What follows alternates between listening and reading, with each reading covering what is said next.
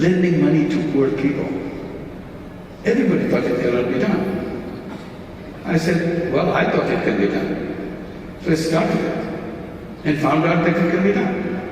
But how did you create a bank out there? Create all those rules, procedures. After all, bank is a very elaborate institution. I said, well, for me it's very simple. I didn't have to sweat over those things. Whenever I needed a rule, a procedure, how to do it, I just look at the conventional banks, how they do it. Once I learn how they do it, I just go ahead and do the opposite. And it works.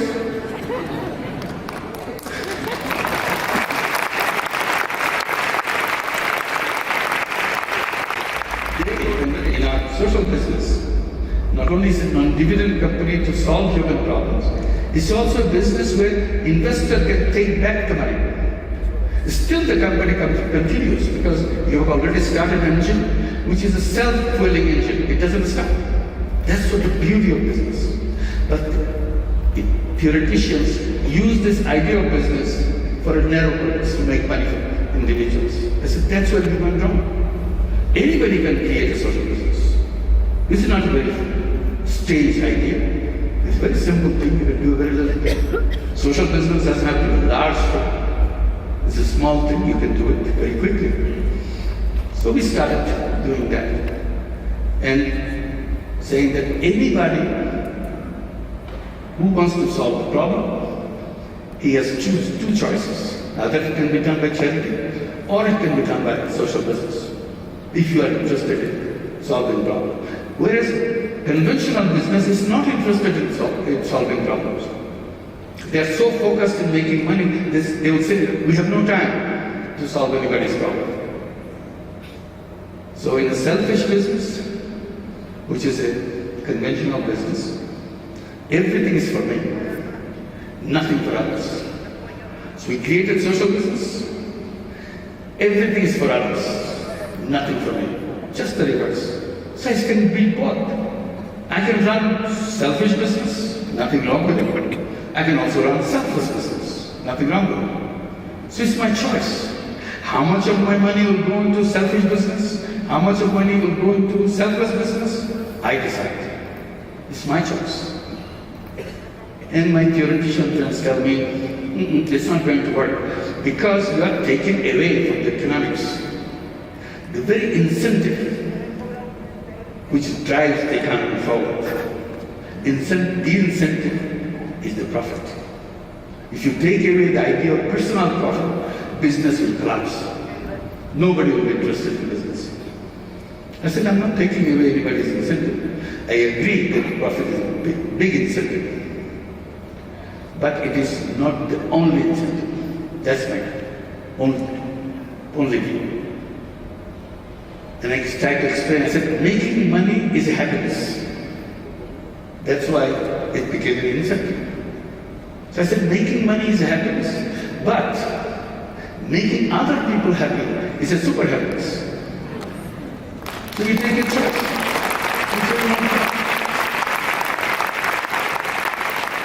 In your opinion, what are the most needed social businesses today? There are so many problems, but you need to prioritize them. Which one's number one, which is number two. To me, right now, it looks like unemployment is the major issue that social business should be addressing, to demonstrate, to make people convinced that we can handle it. We can create village after village. Nobody is unemployed. City by city, nobody is unemployed. Section by section of the city, nobody is unemployed. In the whole world, we can do that. But we have to demonstrate that we can do that. So this is one, by social business we can demonstrate, then it can fly from there. And the next one, water is a big issue. More than 1 billion people, maybe more, have no access to clean water. So that's a shame.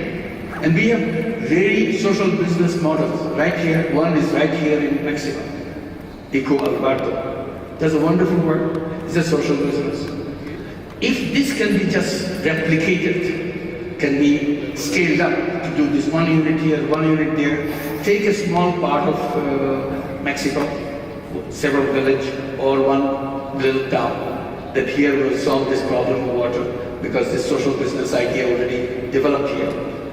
And if any business says we'll invest in that because they will get the money back anyway, and invest it, make it happen, piece by piece, and solve the problem of Mexico. Whole Mexico will be done. Anybody can have that and fall into the category of people who have no easy access to water, to walk miles to find clean water, or you get water which is very dirty, which is very polluted.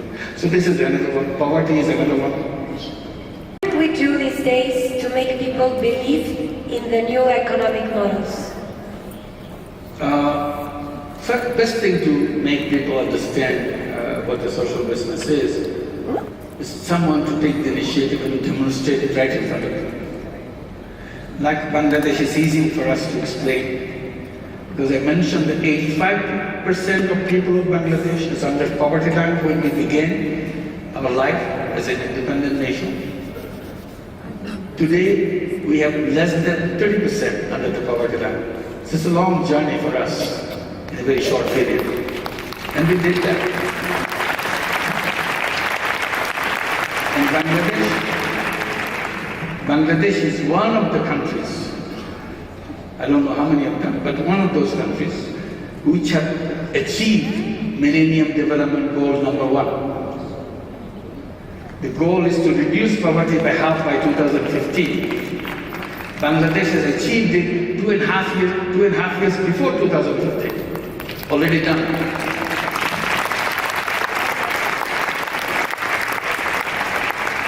And I talk about it in Bangladesh to set another date when poverty will be 0.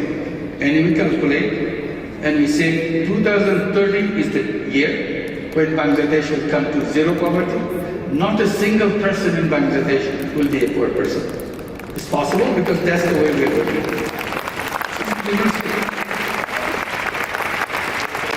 How can we incentivize people to change their behavior, to have better cities, better villages, a better world? By examples. You start with the small towns, how you change it, come up with ideas, design it, and so on. And then if they say you can do that, then the next town will say, why aren't you doing it? We can do better than them. So actually you'll do better than them by kind of a competitive spirit that you want to do better things. That's what people do. They see something good, they want to do better things. They imitate the bad things too. So if you create good things, that also be imitated. And they feel proud that they have done the good things, repeatedly and so on. So cities can be done. Like cities have unemployment, we can solve unemployment problem. Cities have water problem, cities have a problem of education, sewerage and so on. It's all a question of taking piece by piece. Take one part of the city and see how you can do that and come up with ideas. And that's why people look at each other. Well, this problem has been done by others. And then you start using that. Human being is ultimately a creative being. My pain is that creativity has been undermined. Money making has been put in the top priority list. And in the process, we forgot that we have to use our creative power. Even money making made so simple. If you have lots of money, you can sleep, you can go on a vacation, but your money keeps on multiplying. You didn't do anything. So your creativity has no meaning for them. And people start enjoying it. I didn't have to do anything. Look, I have so much money. And by the time you say I have so much money, it's already in front of all. Because some machine is cranking and is creating more and more money for you. So the value of creativity, value of work has been undermined. It is no place. Somebody works very hard day and night. He's struggling to get at the end of the day something to eat. Other guy doesn't do any work, but he gets everything. So that's not the right way of designing a system. Well, thank you very much, Professor Yunus. Thank you. Thank you very much.